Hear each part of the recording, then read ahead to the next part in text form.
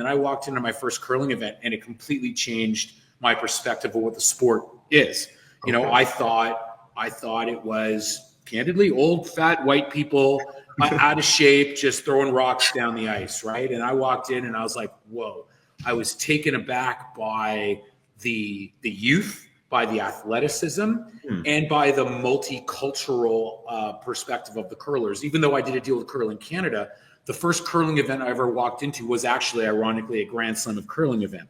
The Grand Slam of Curling is the biggest event series around the world that features the world's best curlers. Think about correlated to the majors in golf and tennis, right?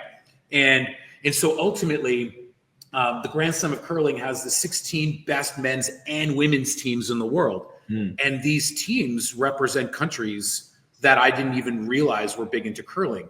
There were Japanese teams and Korean teams. Obviously, you know, I was aware that there would be Swedish teams, but there were American teams and Scottish teams and Switzerland.